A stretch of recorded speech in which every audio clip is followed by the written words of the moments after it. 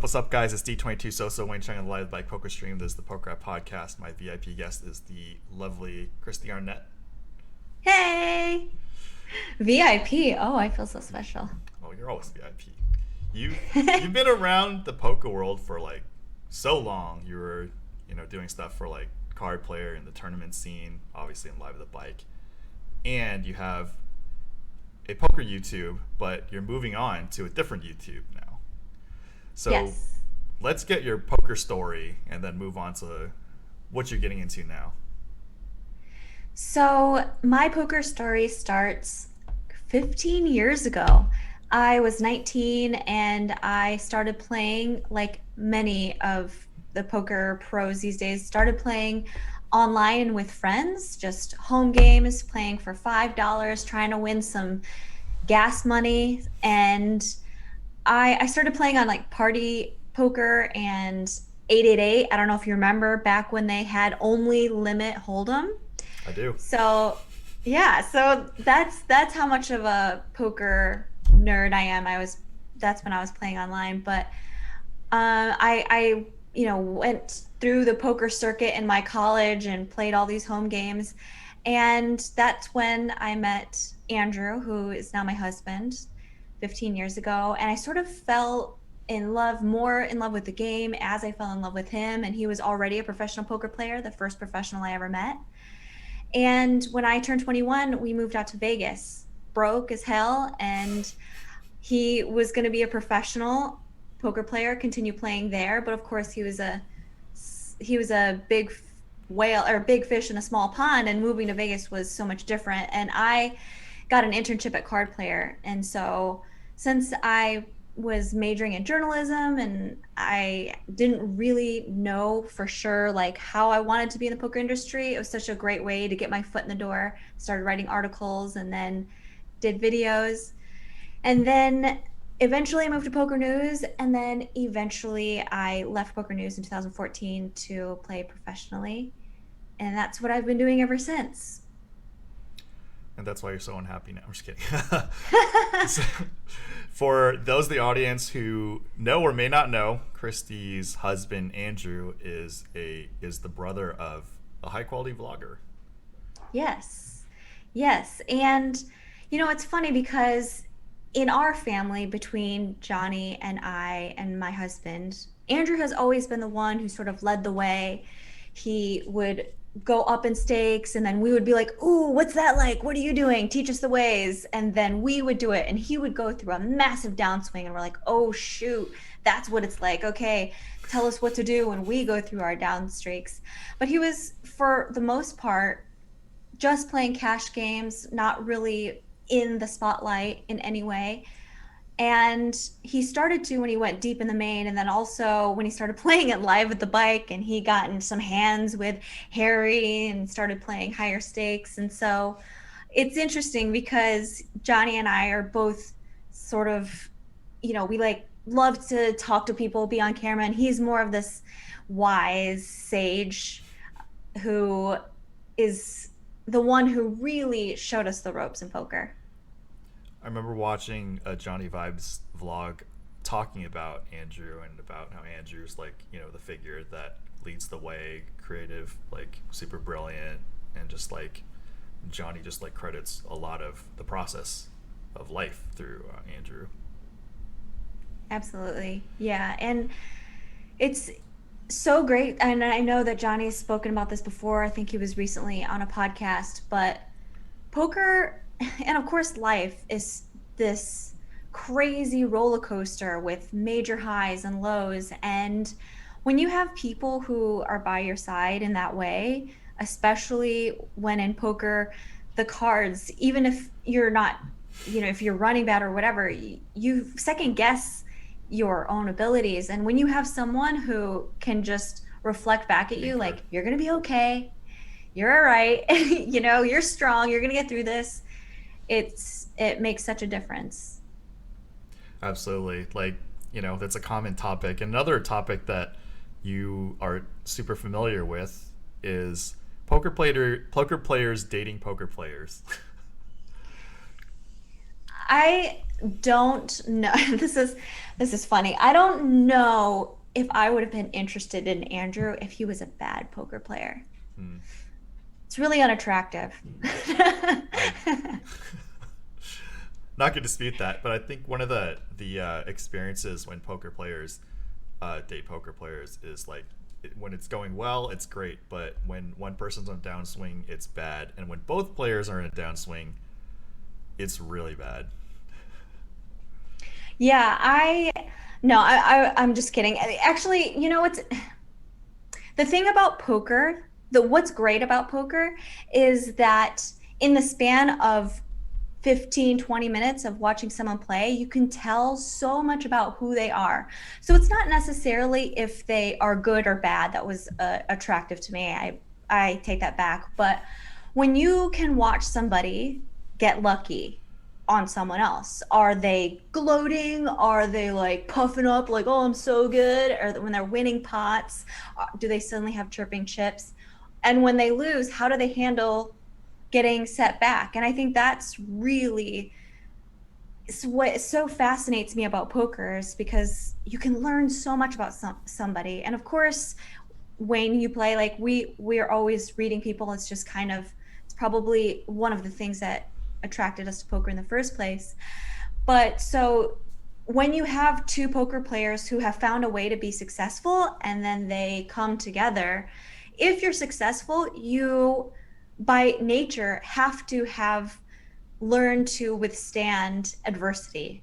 And so when both are down, when one is down, they're just naturally going to be helpful towards one another. They're not going to let each other feel sorry for themselves for too long. They're not going to let someone tell bad beat stories for hours. They're going to be like, okay, we know how to do this. Like, let's get through this.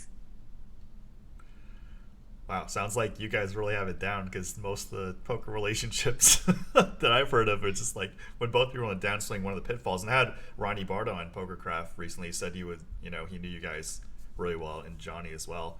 And it's just like when both players on a downswing, it's like, and the couples, and I was talking with Kitty Crow about this too, like couples have a hard time like critiquing each other's hands because then the other person Yeah. gets super defensive. So usually you have to go externally for like hand histories, I guess. For sure. Andrew and I have had many conversations about this. First of all, just in general, I'm a little sensitive to criticism.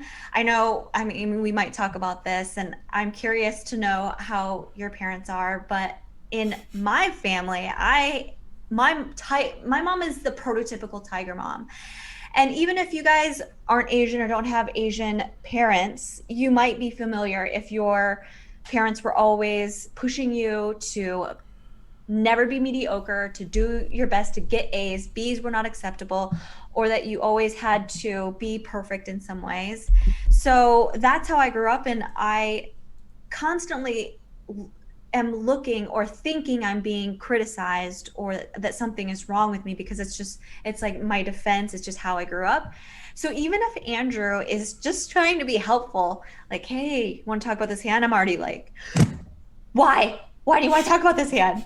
What did I do wrong? Do you hate me? Are you going to stop loving me? Or, those are the deep down thoughts. And I've worked a lot with this. So yeah, it can be difficult to, especially for me and yeah, to talk about hands. But what I find helps is that you sort of learn how to work through these things. And then you get into a space where like, okay, we're going to talk about these hands. Remember, we're on the same team. We're just trying to get better. Okay. And that can be helpful. But Wayne, I'm curious for you, like, what was it like for you growing up? Did you have parents who were like that? You have a video on your new YouTube, and we have the link below, which is Understanding My Crazy Tiger Mom Before It's Too Late. So you're don't be nervous about your new YouTube channel. It's got great stuff, and I love talking about real life on this podcast and Live at the Bike, not just poker and how poker relates to real life. But yeah, I mean, a very similar experiences. Like obviously, our parents grew up with much worse of an upbringing than we did, so that caters into nature, and they want the best for us, and they want us to, like, you know, as Kelly Clarkson would say, stay closer to the sidewalk. So, I just love that you you know, just quoted Kelly Clarkson. That just makes me so happy.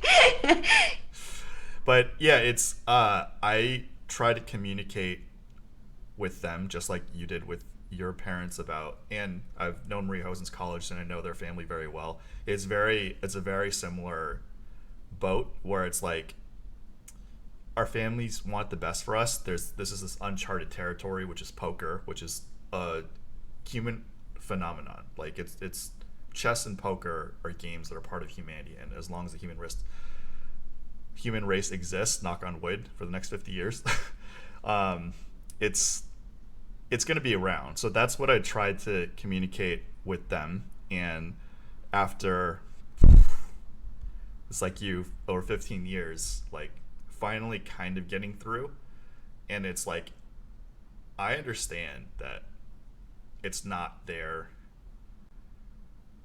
preference for their child to go down this path, but one of the dilemmas that our generation has is that the world's just getting tougher and tougher, increasing cost of living, more and more uncertainty, like technology like artificial intelligence and robotics are going to outdate things. Poker at least will still be around, whereas, like, as we know, the smartphone has outdated what, like flashlights, recording devices, cameras, like a lot of the old industries that don't exist and like just don't exist anymore because of, the iPhone or the internet.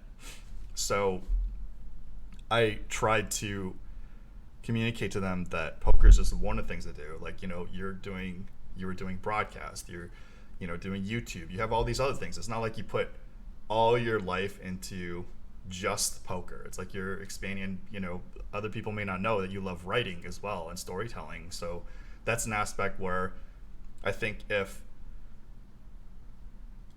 we just tell our parents' generation that it's like we're trying to get as many skill sets as we can and navigate the world as is now while staying true to our nature and abilities, then that's all we could really do, because we can't choose the way the world is. We just adapt to it. Like our parents grew up in an era which is like World War II / post World War II, which is probably the worst ever. I just saw your video with what your mom had to go through, and that doesn't sound fun at all.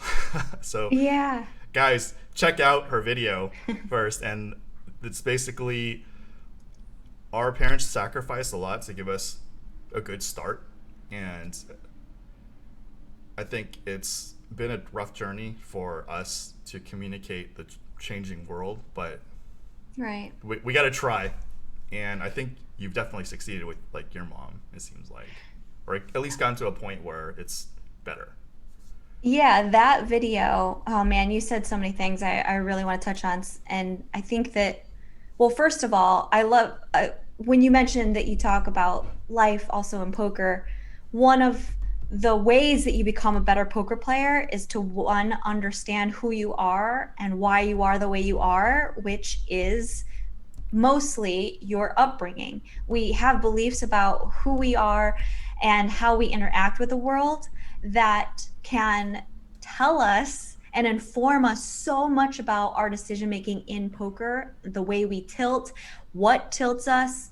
And the only way to get a hold of our mental game is, and I've done so much work. I worked with Tommy Angelo. I've had a couple sessions with Elliot Rowe, and I actually published that on a podcast. But it's wild that one of the biggest mistakes I kept making at poker was when I would get in situations with players who I thought were better than me.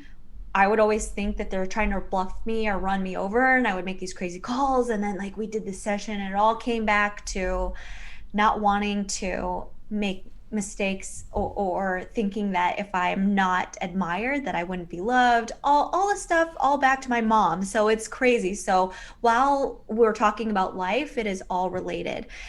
The other thing is what you were saying about poker's longevity and how we both choose our life paths and also communicate with our parents. And I think for me, one of the principles that I want to live my life by and to choose is that when I put my heart, soul, work, sweat, tears, blood, whatever, into something, I want to make sure that it lasts, that it has like staying power. I think that books, I think storytelling, I think you're right. I think poker is one of those things. It's been a pastime forever. And I want to make sure that these things are helping me be a better person and also connect humans and love in some way. And I think that poker has undoubtedly made me a better person. It's taught me so much about even love, romantic relationships, and how to learn. So I think that the way that I communicate to my parents about that, I try to say all of those things. But Wayne, do you know, I could tell my mom poker teaches me a better person, but you know, she doesn't really care about that. You know what she cares about? Grandkids. Well, that for sure. Trying for grandkids. She calls me every day. She wants a grandson, by the way. She has 3 daughters. She's ready for a boy. But the thing that she really cared about or was like, okay, poker's fine, is when we made it on TV. Oh, also when I go home and or she comes here and I pay for dinner. Then she's like, "Oh, this poker thing. Carry on. If you keep buying my Korean soup, we're good." That wasn't a fix for me because I used poker to pay for college and screenwriting training and life, and they're like, "No, we'd rather you be poor What? and have a normal job." Really? Well, then that sounds it's about a respectable job. Yeah, which is kind of silly because like I keep communicating to them like the stuff that we just said, the rising cost of living, the higher standards. Like, I mean, it's rough because it's like I'm from Northern California where the programmers are incredibly smart. So I'm just like, if I were in a less competitive area, maybe, I don't know, not Silicon Valley, I probably would be able to do it, but just like doing it there is not happening. Like, I don't know what to say, but Well, it's fascinating. I always enjoy talking to you because you have so many interests that are widespread, but also I just I can I say that I read something that you wrote? Go ahead. Oh my God, Wayne, you're so funny. Okay, everybody who's listening, can I say what it was or no? Am I not allowed? You can. It's not a big deal. It's just let's go ahead. That's fine. Okay, so first of all, Johnny Vibes, who he was just mentioning, he's been rewatching Entourage, and I forgot what a crazy awesome show that was. And this whole time, because he came over here and we watched it outside, this whole time I was like, dude, that script that Wayne wrote, he wrote, well, what's it called? What are they called? They're like treatments or what, like a They're called spec scripts. Spec scripts, yeah. He wrote a script that could be on the show, and it was about poker, and Maria Ho was in it, and you were in it, and oh my God, it was so funny. And as a poker nerd who watched every single episode of WSOP and was excited for Lucky You till it came out and all these things, poker on TV has not been done well. And this episode was so good. Can you give him the premise? I appreciate it. So, it's been a long time. So basically I wrote this.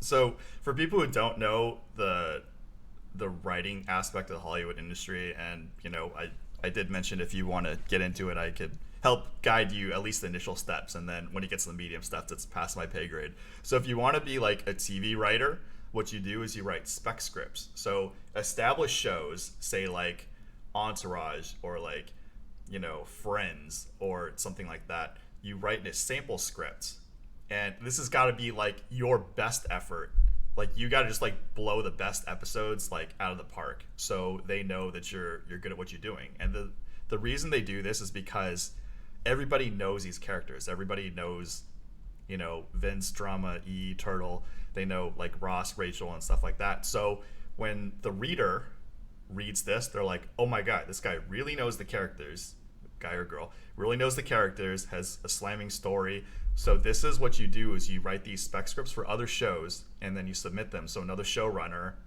can appreciate you and get you on staff.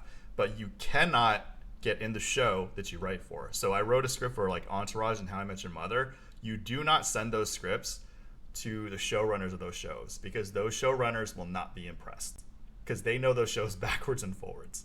So for something like How I Met Your Mother, you would send it to like I don't know what sitcoms are on now. Like if, for example, like Friends or Seinfeld, which was like a very similar premise. So the thing I did for Entourage is because Entourage never had a poker episode. So it was I wrote in Maria Ho, who I've known since college, and she was playing like high stakes poker, and Vince just like sees her and is like enamored with her and wants to hit on her, and does so by, you know, buying in for high stakes poker. And then they were, you know, commerce, and just it was just a whole like. And you were the connection, and you were this like sicko gamer poker player too. It was so good. It's really So embarrassing. Like one of my good friends said it's unintentional comedy because I'm trying to write myself up. But like one of my screenwriting mentors, Jamie Ronheimer, who has been on Live with the Bike and wrote for How I Met Your Mother and Will and Grace, he just basically told me, dude, be unapologetic to what you know in the world and what you're good at, which is something we as Asians, our Asian parenting always wants to like. It's so hard. Yeah, this dichotomy of But like being modest yet performing, but that's not necessarily how America or the real world works. right, right. And especially Hollywood. Yeah. You have to be shameless, and or shameless, or at least take the time to just own your skill. And like you don't have to be like all showy or whatever, but even Right. that, even just saying I am a writer, or I am, it's like it's so vulnerable, because we're always afraid that like the mom or whatever, or our parents are gonna be like, oh, are you really?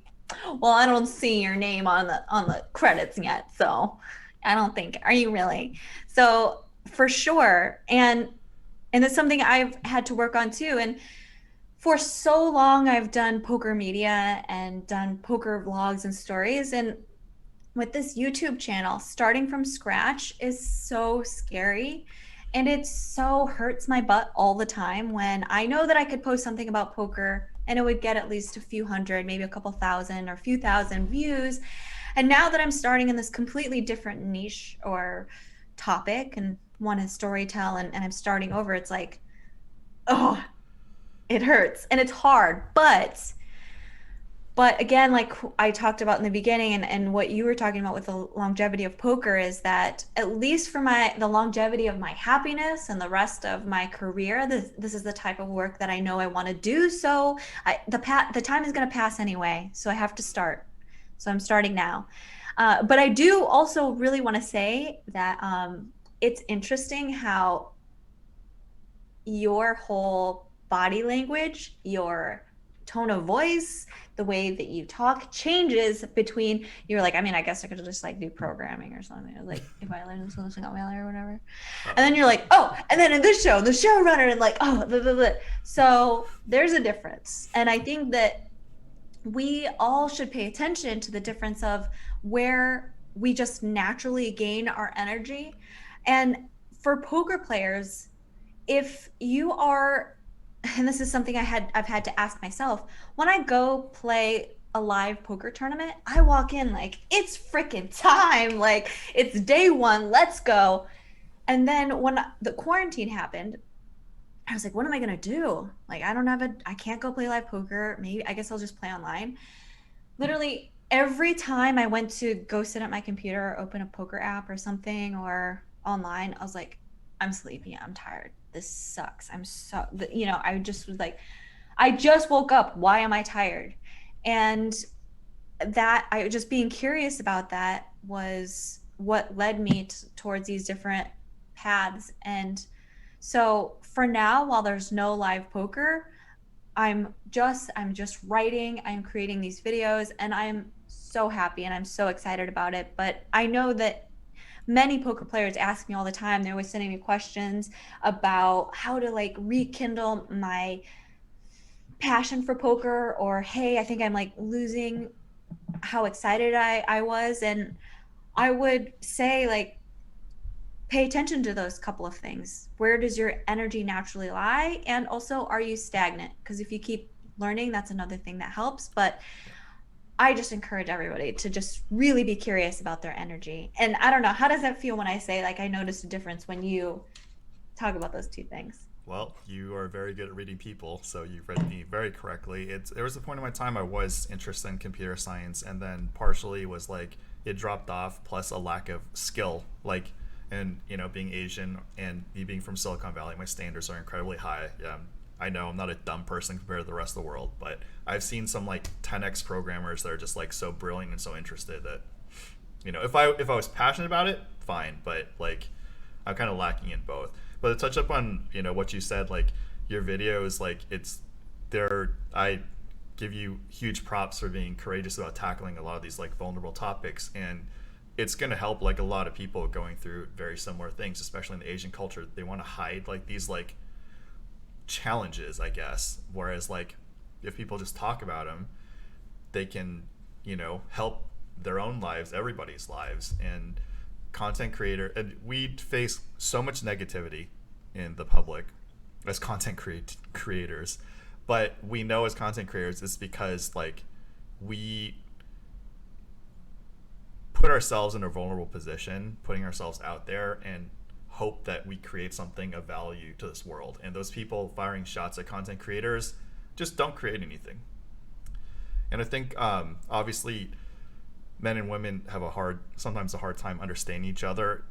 For men, creating content or just creating something is the closest you could possibly understand like a female of like bearing a child, or them creating content. So I encourage like all males to try to create content to have a better understanding of what's like to create something. Oh man, what you just said actually gave me goosebumps, which is that, and I really acknowledge you for all the content that you do create and that you put out there, and then the people that you bring on the show and the stories that you elicit from your connection. Because you're right, it's like putting content, like so many of us are just trying to make something to help us connect, to help teach something, to learn, to make a difference. And I think that all of us have a creator. Some part of us wants to be creative. I think that's just human nature. And not just Asian families, but I think that our culture too sort of makes that not as productive, or doesn't praise it as much as making money, like computer science, all of these other things. And so it feels like that's the reason why some people get so critical of other people who create, because I think most of us want to. And but you're right. Like, I don't know why it gave me goosebumps. I think it's just because creators are just trying to do something good, and so often it's just like like, oh really, good try. Oh, like the other day I made this video. It was just on Instagram, and I was just like, hey guys, I want to talk about minimalism. You know what minimalism is? It's where you get rid of anything that's non-essential, that you don't really need. But I can't do minimalism. You know why? Because tiny hands.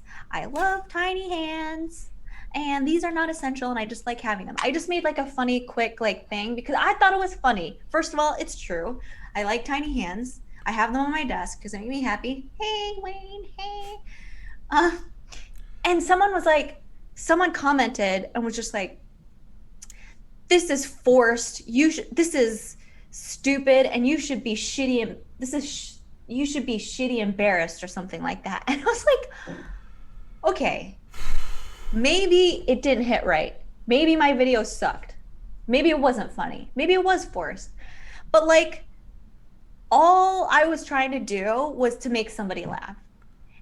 And so when people are critical for someone trying to be funny, like they're just trying to bring joy into your life. I think if you're the kind of person who wants to like make fun of someone who's trying to be funny, then maybe you should look at your own life. You know what I'm saying? Like, It's anyway. yeah, it's tough because like we with the social media and internet world, we can cultivate our own echo chambers. So anybody can block whoever, anyone can follow whoever, and we just like create our own narrow-minded reality. So then if you see somebody doing something that doesn't fit with your own reality, then it's like an insult on your reality and just get defensive. So one thing is like, two people, like there's almost 8 billion people. There's like people, almost 8 billion people in the world, like over 3 billion people connect to the internet. It's like even in close groups of friends, you don't always get along. Like how we're set, like, or like 8 billion people supposed to get along. Like there's gonna be things you like or dislike about certain people, and this world was built on like look around us, like all the buildings, all the facilities, all the people, the clothes we have, the computers. It was all building things. So it wasn't like destroying things is easy. Like I could, throw my computer out the window, but like taking the time to like build this thing is like a lot of effort, and all this like negativity. I know you're really big on the positivity stuff.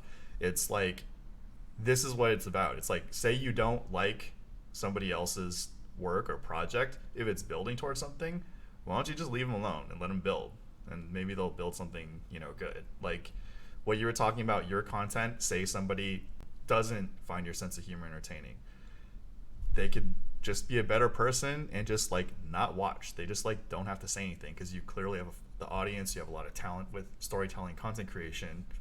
Like it's other people like it. So if this is the problem with music too. Like say this like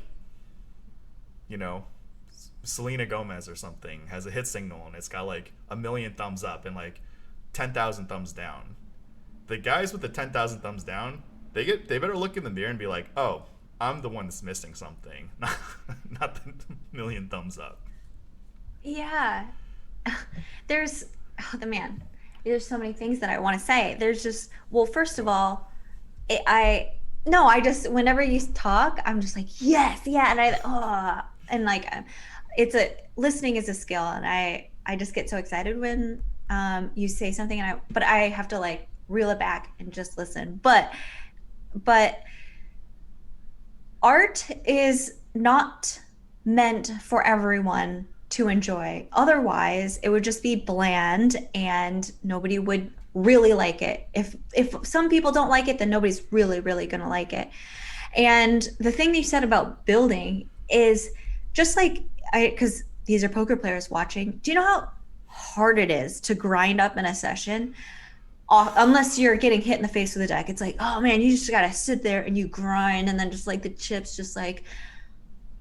But you can destroy that stack so fast, and it's so easy. It's so easy, and it's the same when someone is trying to build something. It's really hard, but trying to tear somebody down, it actually doesn't take that much. It's just, is that who you really want to be? And that's also something that I don't know if you wanted to chat about this. I know that it was a possibility when we spoke earlier, but there's a lot of criticism in poker with, there's people who are very vocal and about what they think is right and wrong. And while I think that that's super important, I think we should all be outspoken in trying to make our industry, our world, our relationships better.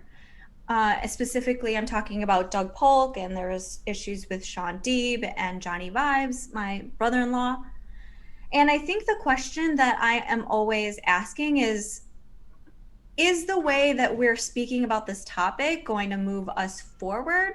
Or are you just trying to tear someone's building or whatever they're doing down? So that's where I think that a lot of us stop asking those questions between are we really actually being pragmatic about this? Are we looking at all of the ways that we can at this situation? Because I think that we often get caught in this like all or nothing thinking, and these distortions of the way we think is so unhelpful. Of like, if you think this, then you're an idiot, or you're against me, or you're wrong, and you're stupid, or you're a scammer, or you're all these things. And it's like, okay, let's be pragmatic, look for nuance, and have helpful, productive conversations. So, sorry, I just went off on a tangent there. No, no, it's these are touching on my good points because I saw you were in the crossfire between Johnny Vibes, who put markup, which is a very common thing a lot of people do, and Johnny Vibes obviously has a following. He's known to be a winning player, and then Doug Polk and Sean Deeb just like smashed him and called him a scammer, and then obviously they both went on Joe Ingram's show. Johnny Vibes came on Joe Ingram's show, and it's just like I put a little defense up for Johnny Vibes on Live at the Bike, and it's just like Doug and Sean Deeb are in the super hyper competitive high stakes community, so their perspective in their environment is that markup and these deals are supposed to be like a business deal on both parts, whereas Johnny Vibes, he's known to be a winning player in his environments, and it's a free market, and he has a following. So like it's like it's a completely different view on one topic in different environments. So Yeah. yeah, so like I like now that I'm on broadcast, you know this as well. We have to deal with, I think there are supposedly 600 million poker players. Like we have to look at these environments, not like the pockets that these people are in, and kind of be like, is this a scam?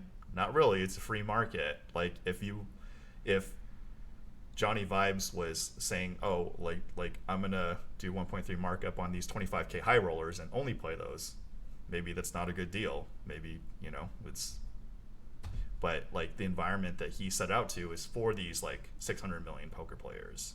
Is it a bad deal? Right. Maybe not. Maybe so. And then I Right. saw And you were caught in the crossfire, and say your points in the Twitter feeds. yeah, it's this is something I've also had to learn, which is to first of all speak up. And what the difference in that, first of all, I think it was overall a good thing that we had this public conversation from respected pros about how to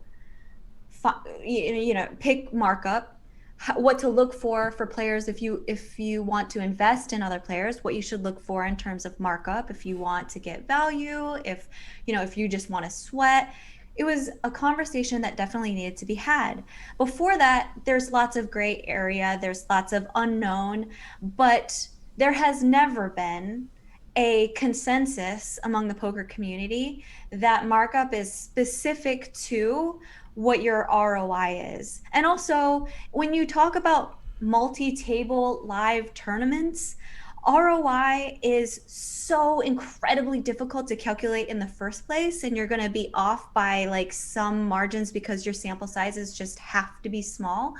So even in that, there's still some subjective guessing in there. Sure. There's some, of course calculated, but and then there's the other side of what you said, which was it's a free market.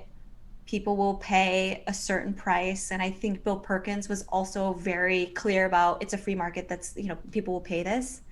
So when you have two conflicting opinions that are both valid, then the truth in there is somewhere both and. And so when that's clear, and then you come with a stance of, well, that other side or an opinion that's not mine is a scam. I think what That's it does, harsh.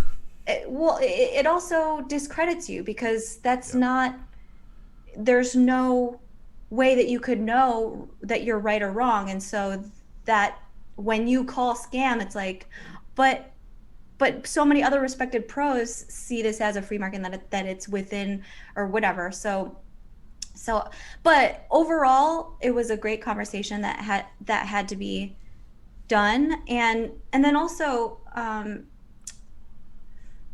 Johnny sold the out, right? Very quickly, right? If I very, yeah, recall. very quickly, Yeah. very quickly, So very quickly. if there's a demand for it, that's like, how is that different from like, eBay or Craigslist? Like, it's, if there's an Yeah. offer, do you want, like, Johnny Vibes didn't put a gun to somebody's head, hey, buy at this True. price. True, but then also devil's advocate. So I'm not trying to play just one side here, which is that, like, the pharma bro guy who bought the rights to a medication for AIDS patients, and then he bought the patent, and then he raised the price 700%. And yes, people still bought it because they had to live. But and is that right? No, of course. Like there's like, so there's a line in there, there's a moral code, but still some people would say it's fair or whatever. But anyway, so I think it's like it's in there in the discussion, but then you just have to ask yourself, are you contributing to the discussion in a way that's helpful, or do you have some other motive that is like other than So, that? one thing the casino industry gets flack for is like not being contributing, which is actually not true. And I had a discussion with Ryan Fee on the podcast that, like, the casino industry is a luxury industry, just like sports cars, jewelry, fancy houses, fancy restaurants. The people who built, predominantly built the casino industry, or made money from it, they're from like people with expendable income. Johnny Vibes, in doing markup, one, the poker world is a luxury good. It's for people with an excess of money, so to say. Hopefully, knock on wood, don't go broke, don't go in debt. But Johnny Vibes offering markup in a luxury good, it's all contingent of luxury goods. Whereas the farm bro, I'm not sure if you were talking about Martin Scully or somebody else. That's like That's dealing it. with, yeah, dealing with like real lives. So that's Mm, hitting a completely different echelon. So like you said, it's good to have a discussion, and I do see where Sean Deeb and Doug Polk, who view poker as like a much more business sense, would say like, okay, Johnny Vibes is not worth 1.3 markup in this environment.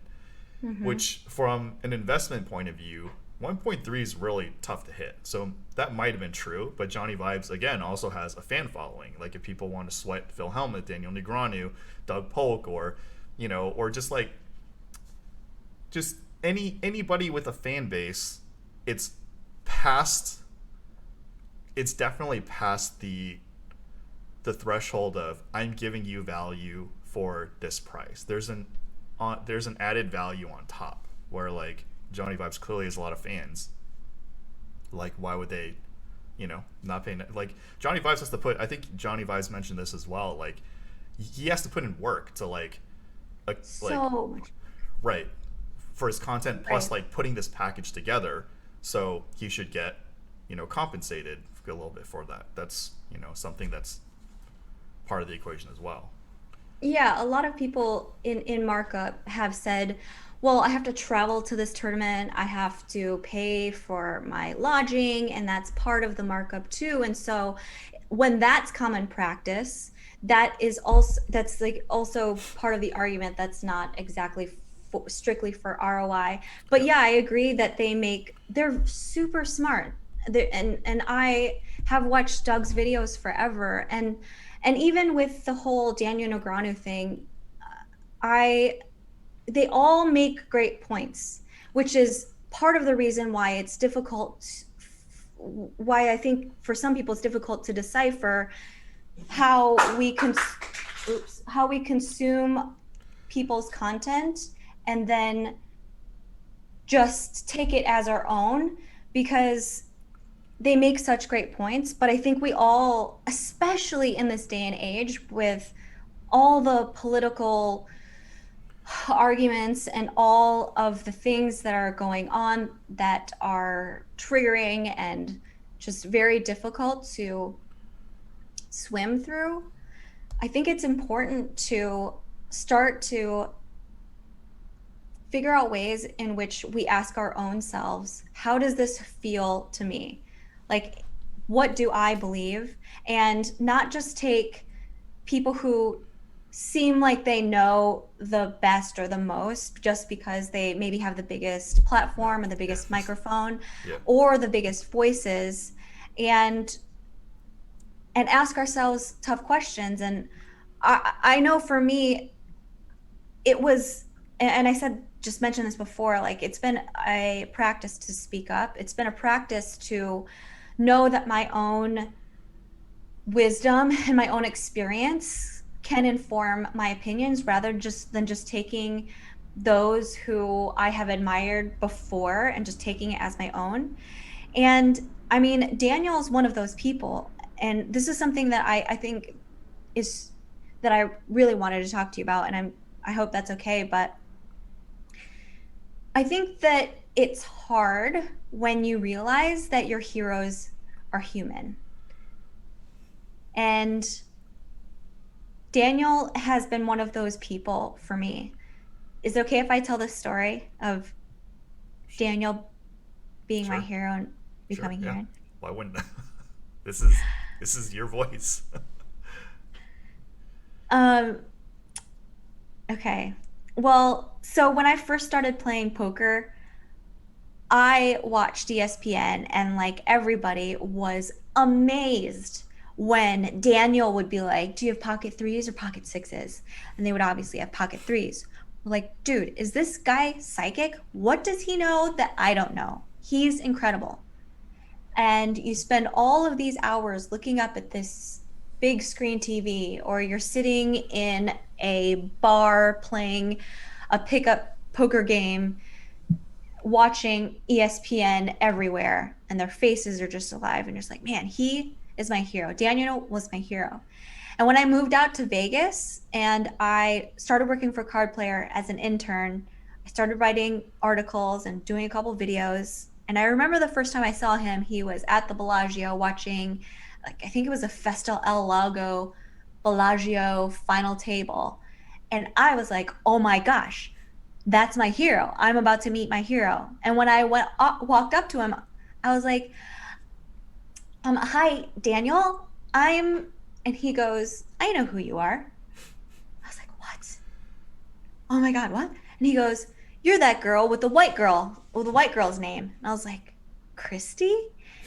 And he was like, no, Arnett. I thought you'd Oh. have some last name like Win or something. And I was like, if I wasn't so starstruck, I would have said, holy crap, you are psychic, because I was born with the last name Win, and then my stepdad adopted me and I changed my last name to Arnett. But so even in my first encounter, I was like, you're psychic, you're amazing, you read minds, you're my hero. And over the course of the next few years, he was always my go-to interview. Daniel was like, he could just speak in sound bites. And all of those sound bites, every video that I posted of him got tons of views. And he always said yes. And he was always kind and generous and blew it out of the park in terms of content.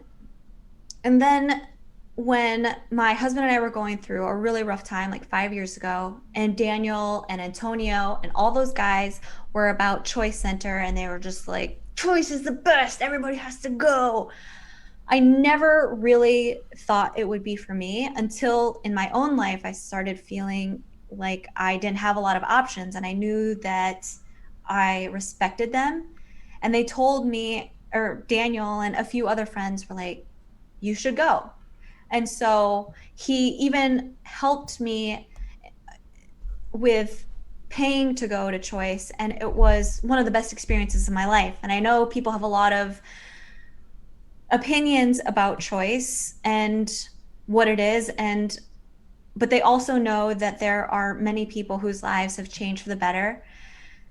And that was a great experience. And then fast forward to 5 years later, I was invited to play Poker After Dark, or I think it was Poker After Dark, or it was on Poker Go, and it was a 10-25 or 25-50 game, which is much higher than I usually play. I usually play 5-10, 10-20, but this was twice as big.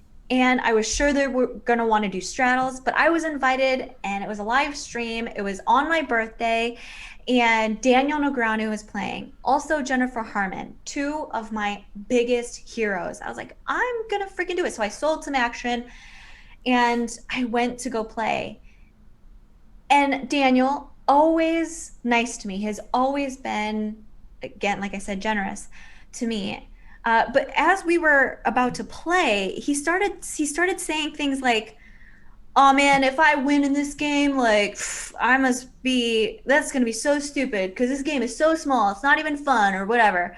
And I was like, "Wait, Daniel, this is the same thing that people say when they come to like our 5-10 game and they're like coming over and they're like, oh, just so you guys know, like I don't play these stakes, like I'm just waiting for the bigger game." Like, okay, why are you telling us? It's because your ego it hurts right now. That's why you're saying these things. And Daniel kept saying things like, oh, this is like, oh, everybody's playing so serious, you guys, like, or whatever. And I'm thinking like, for while I was there, I didn't say anything. I was just like, oh man, no, I'm cool. I'll like, splash around because I wanted, because he was my hero. I wanted to be part of the crew.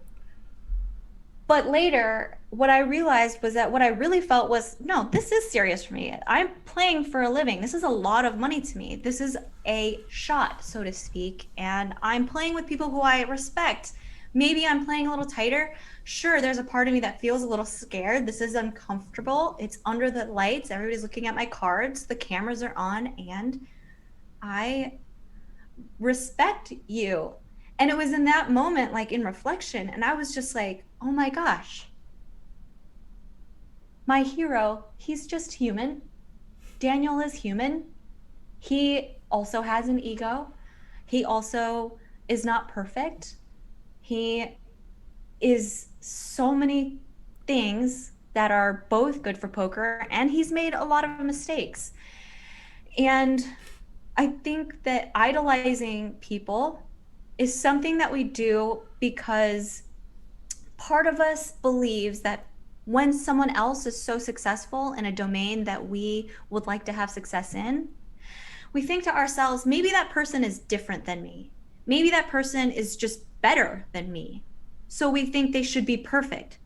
Why are they not perfect? Why do they not why do they say things sometimes that are offensive?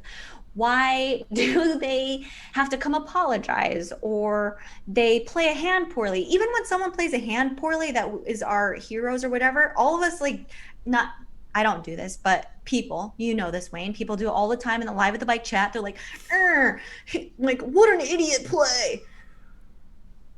That's and the worst thing about the way we idolize people is it will always keep us from being who we could be.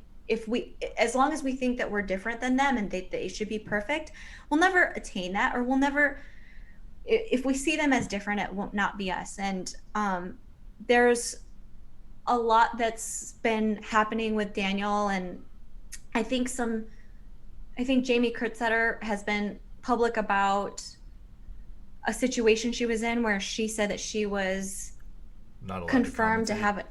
Yeah, that she had confirmed a job and that he had said those things.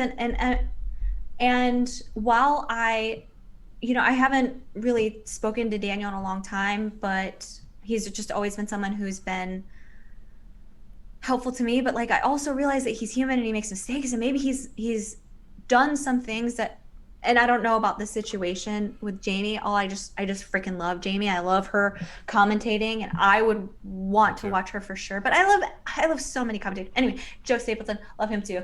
It's so hard. But what I'm saying is that one, this is kind of what happens when we idolize people and make them heroes that are different than us. They're just human. And two, also,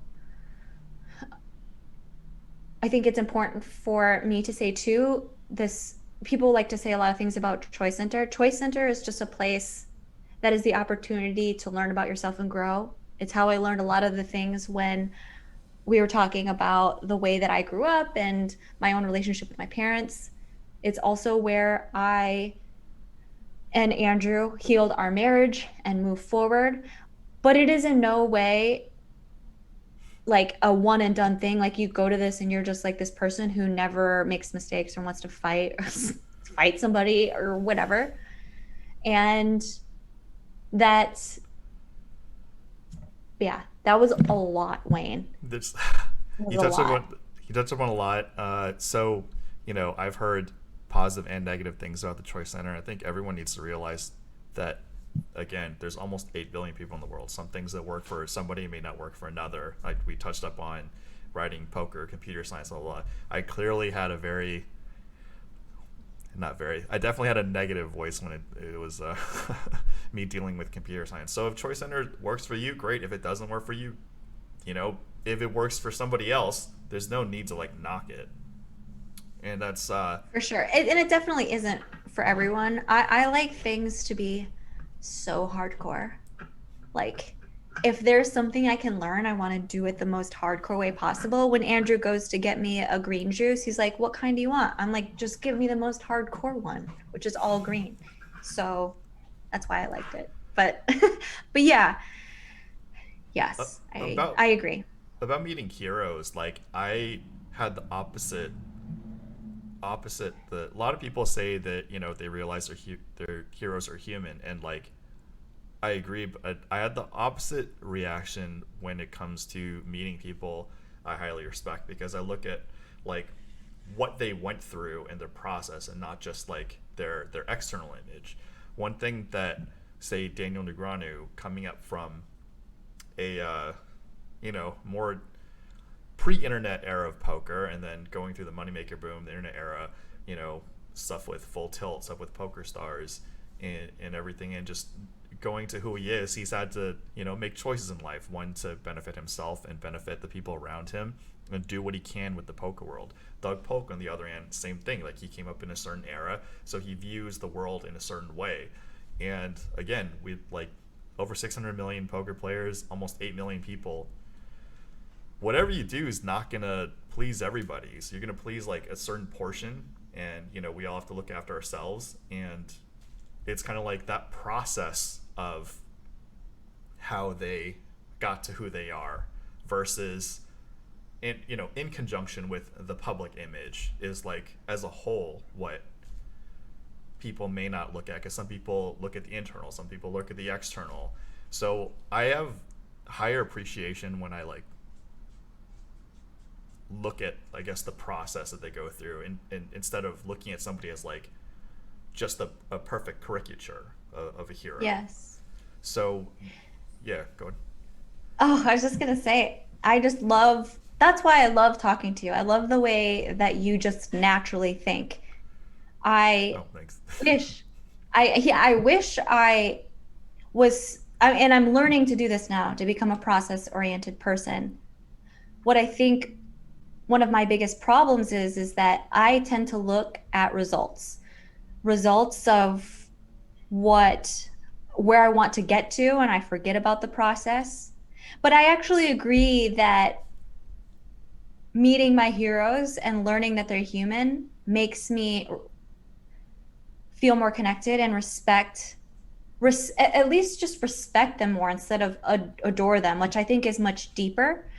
And um, and I think that we are finding now too, with all of our favorite celebrities getting like quote unquote canceled, which by the way is, yeah, I'm not into cancel culture just in I'm not general. I into think either. Yeah. it doesn't leave room for nuance for people to be human, for people to grow. And but what I think we're learning is that we have an issue with this lack of vulnerability, which I think is what happens when we idolize people or only see what we think that they should be.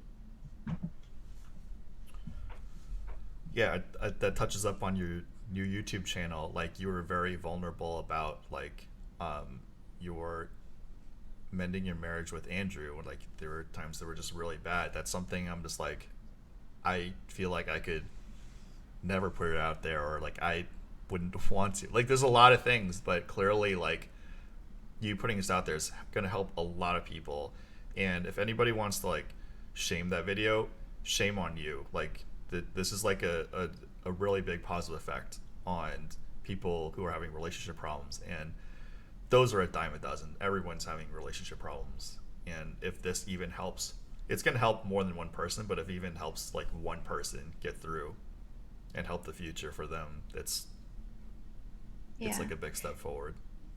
Yeah, that marriage and relationships is another area of life. And we can even compare this to poker sessions or whatever. It's another area in life where we think that if it doesn't go exactly linearly or the way that we want it to, or what everybody else sees as what would be a perfect marriage, that something is wrong with it. When in reality, just like poker, no poker session just goes straight up. No poker career, no session over time. And in my marriage, there was a time where we almost got a divorce. Like we were on the brink. And because of that difficult time, we faced so many issues together that needed to be solved. Just like in poker, you're supposed to hit these bad parts of variance that suck. But also in that suck, you learn to be more resilient. After you have one of your biggest losses, that means you're on the road to having your biggest win. And at least for us in our marriage, the reason why we're so open about both poker downswings and relationship things is because I am so proud of the person that I became through those times. And because I know that we all go through these struggles. And so we've talked a lot about my new YouTube channel. And I don't think I actually said what it is specifically, but I am creating stories and short films or whatever about life and risk and philosophy, and try to tell them in a way that is relatable and use my own life as a way to do that. And eventually I want to use some of my friends' lives, because so many of my friends are interesting and dynamic and have been through so much. But almost always when I talk to people and they tell me their biggest desires or the things that they want in their life, and or where they're not happy or if they're feeling stuck or like life is passing them by, what's almost always missing is an element of taking risks. And there's whenever I say that, there can be this misconception. Okay, well, yeah, I'm just gonna like all put it all on red or whatever and then go broke. Okay, that's not, I'm talking about calculated risk. Like, how do you get to where you want to go in, and are you moving that way? Are you taking the next right step? And we're always trying to be sure. And I put this in one of my last videos, which is something that poker can all teach us, is that in every moment, we're trying to make decisions based on imperfect information. We don't have the other person's cards face up. No, they're face down. And we're trying to figure out, do I put more money in? Do I try to bluff them? Are they freaking trying to bluff me with what's under there? Should I go all in? All of these things without every single piece of information. And by that very nature, we're not always going to be right, because we just can't be. It's math. And even if we do make the right decision, they are trying to bluff us and we call. There's more cards to come. The turn in the river, I think of as our future. Even if we pick the right job or whatever. Who knows? Maybe there'll be a global pandemic and we're going to lose our job anyway. So even if we pick the right decision, we can't predict the future. So I think the issue so many of us get into in life is that we think that we need to be sure before we take action, before we write the script, before we post the video. And that's what I want to make stories about is the actions that we take, how it unfolds, and what we can learn, because that's where life happens. I think the juicy part of life happens. That's very well said. And for those of you watching and are eagle-eyed, you might think that Kristy and I are at two places at the same time, because currently Party Mafia is going on and we're competing for $1,500, and Jamie Kerstetter will also be in there, and some other people, Schwan, Tom Martell. But this is pre-recorded, and that's the things, we just roll with the punches. I tried to Kristy on like 2 weeks ago, and then there were tech difficulties, and Kristy's very familiar with tech difficulties, so she understands. Yes. And then this Party Mafia opportunity came up, so I'm like, okay, do we reschedule a day, pre-record, and then do both? And Kristy's like, yeah, let's just do both. Yes, so yeah, right now is before, and I'm so excited for Party Mafia. I just feel like first of all, anytime I get to hang out with like you and Jamie and frickin' there's a lot of people. Miss Shahat. Oh my, Yeah. I'm Shahadi. so I'm so excited. Also, you should know this. I actually promised myself I would never play Mafia again 2 Thanksgivings ago when I played with my family, and it caused quite a riff. And so I have not played since then. However, I will come out of retirement only because playing with poker players is the only that's the only situation I'm ever going to play again where I don't feel bad about crushing someone's soul. Yeah, Mafia and like what's this, like Settlers of Catan, like poker home games. Oh, they cause more damage among your friends than help, for sure. And it's better when a lot of people are interested in the same thing and just like get it going on. Like I've been in several like poker groups that are recreational, and just like they agree that there's gonna be no hard feelings after the bloodshed. But yeah, Mafia is one of those games where just like, ooh, like there's like trust violation. Whereas like if we're playing Mafia and you lie to me in Mafia, you bluff me on poker, there's definitely no hard feelings. Whereas in real life, it's like now it's starting to be like that's that's bad territory. Yeah. Oh man, I turned my sister's boyfriend at the time on each other, and it was so awkward. It was new alcohol involved. I was like, I'm never doing this. My sister's the sweetest human alive too. Yeah. But if it's you, oh yeah, just go ahead, whatever. throw me under the bus. I don't. Wayne, it's on. I know. Oh no. I'm probably throwing you under the bus right now, as we speak, as this is airing. It's probably happening. Well, I accept it. So I know like poker players, and I know you have thick skin because content creation. If you think you need thick skin in poker, you need way thicker skin in content creation. Like Yeah. So like have you seen I'm completely blanking out. I know what's a city? La La Land. Have you seen La La Land? Yes. I love that movie. That scene where Emma's like, well, maybe I'm just not good enough. Ugh. Yeah. There's a scene in La La Land and Entourage. It's the same, but it's like a very small clip of like a very wide thing, which is when you're auditioning for an acting job. And I've never like done these kind of auditions for acting job. Usually if I'm in something, somebody just like picks me, or I'm on a list and I just do a couple interviews and then just go on. Like if you think poker is soul crushing, trying to be an actor or an actress is the worst. You're literally in a hallway of lines, like all the way outside, of people who kind of look like you, a little bit off, dressed similarly. Some people are way better, some people are way worse, and just like you just realize that, man, you're just not special. And Oh, if you get selected, or you don't get selected, it's not personal.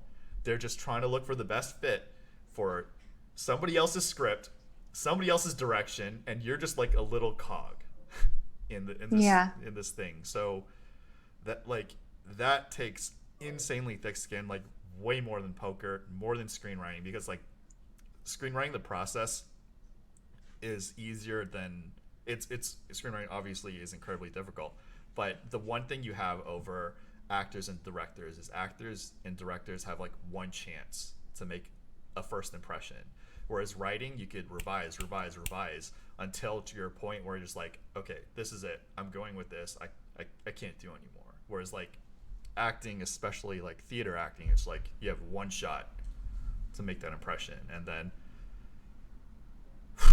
it's up to the stars whether you get the part, and then it's up to those. So we know how many shows are panned, how many TV shows and movies are panned, or songs, and like people who are trying to appreciate or just like consume the work don't know the entire process of just like getting there just to be judged by this guy sitting behind a computer typing away. What you just talked about is something that I actually asked myself, because for a while I was like, do I like to be on camera? Do I want to be like an actor or performer? And when people say they want to know what their passion is, and so many people when they message me and they say, "Oh, I want to be a professional poker player," what I tend to ask what I had to ask myself, and what I ask those people who say they want to be a professional poker player is, do you only want the results, the coolest part of being a professional poker player, of being an actor, like the red carpets, the starring in movies, the acting in the sweet, amazing script that's totally going to get lots of awards? Or are you ready for the life of the process? And I know that I did not want the life of an actor, of someone who, and just it wasn't for me. First of all, I like being at home. I'm a homebody. But second of all, for some people, acting, they don't care what they go through. They don't care how many rejections they get, because that It's part of them. embodying a character is part of who they are. And in terms of poker, I always ask people, are you willing to grind in shitty games? Are you going to study your ass off and go seek a coach and tell them the most embarrassing hand that you played every session? Are you willing to not make money for a couple months and take long, lonely walks from the casino to your car with your pockets empty, wondering if you'll ever be good enough or ever get out of this downswing? These not glamorous parts, which are the process, which is the actual juice of whatever your passion is, you just have to ask yourself, if that's what you're willing to go through, then yes, you found your passion. If yeah, you want to do all that stuff with poker, then yeah, poker's your thing, keep at it. But if it's not, and you don't want to do that, you don't want to have to go through that shit part, then keep looking. And for me, like the content creation, spending 30 hours editing a video and putting it up and having some people snap dislike it, and then I go cry in the corner. But then one person messages me and says that video that I showed about my mom, my friend messaged me and said her mom watched it, and now her mom is bawling and saying that she never knew that that's how she felt because she didn't receive love. And then a mother and daughter get to have this connected conversation about their upbringing, and they get closer because something I made, even though someone tells me to like just show me their boobs instead of put what I put up. I don't care. All of that is fine. It's fine. I'll go through it. And so that's how I know I've found what I'm meant to be doing. So and kudos, they're basically, I don't want to spoil your videos. I want the audience to watch them themselves, but like the posted stuff, it definitely takes a. There's definitely feel good stuff. So, and Kristy obviously put herself out there when it comes to talking about almost getting divorced and how she and Andrew repaired her relationships. So definitely check those out, especially if you're going through something similar. It might just save you right there. Yeah. Oh man, Wayne, I love talking to you. Too. I always get this like self-conscious when I get to the end of an interview because I know it's about to come to an end. I'm like, holy crap, what did I just say? I Yeah. am I hope it was okay. Oprah always says that we're all the same, that we all just want affirmation that we're okay. So, can you just tell me that everything was okay? Everything's okay, and it's gonna get better. We're gonna get past 2020, guys. We're gonna get past We're 2020. gonna You're not alone. We're okay. We're okay. We're okay. Okay, guys, that was a big chunk of information, and you guys see the link, KristyArnett.com, new Kristy YouTube, and check out her old poker YouTube video too. And we just don't know what's in the future for Kristy Arnett. She's always working on all these things. Obviously, hope to have you back on Live at the Bike. And Yeah. I think poker is never gonna leave us. Like I don't know about you, but I've tried to leave poker many times, and then I just realized it's like Batman and the Joker. It partially completes me. Totally. I know that to be true for myself. I'll be back. Okay. Thank you for your time. And again, check out Kristy Arnett's YouTube videos and check her out playing poker on Live at the Bike. Bye, Bye, guys. Wayne. Bye.